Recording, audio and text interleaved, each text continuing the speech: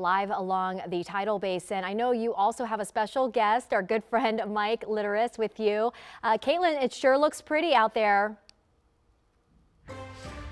It really does, Annie. I mean, you can see we are just so near that peak bloom and cannot emphasize enough that without officially being there, the crowds aren't that bad. So if you can get out this evening, now is the time. But I am joined now by Mike Litterst. He's got all the secrets when it comes to the cherry blossoms. And you've got some good news first regarding peak bloom. I mean, we are so close to being there. We didn't quite make it today. This morning when they did the inventory, only about 50% of the trees were in blossom.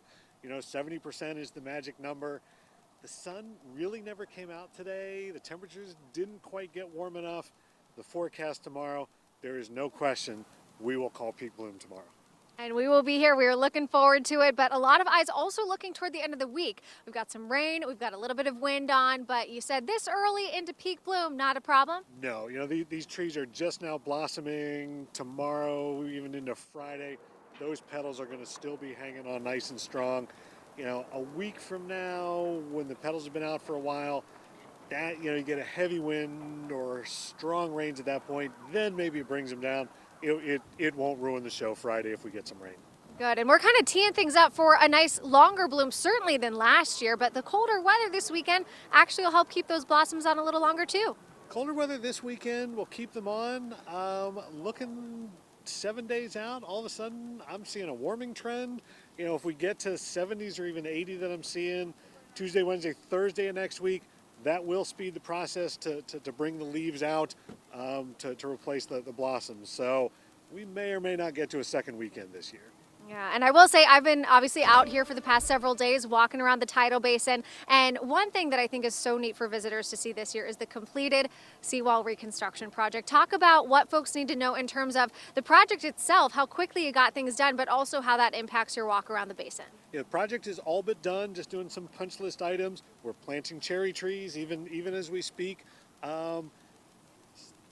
8 months ahead of schedule, about $30 million under projected budget. So we are thrilled to be in the home stretch, but we're going to keep the new walkways closed through this year's peak bloom.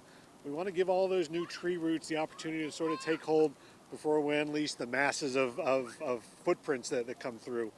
But walkways all the way around the tidal basin are still open, so come down. Don't have to worry that you won't be able to see anything, you won't be able to get around, just won't be able to use that brand new seawall walkway that you'll see through the construction fence. Yeah, and I mean, you can't see it. It is gorgeous. It is so worth the wait to have one more season where we got to do a little detour to get to enjoy the hard work that you guys put in to get things back up and running. Mike, we'll see you back here in just about another hour. Thank you so much as always, and for delivering good news, you know. Caitlin, sure. Of course, peak bloom impending. You know, great weather for this weekend, lots to look forward to. And again, if you can, now's the time to get out here. It's a little bit breezy, but wind like this, that's nothing.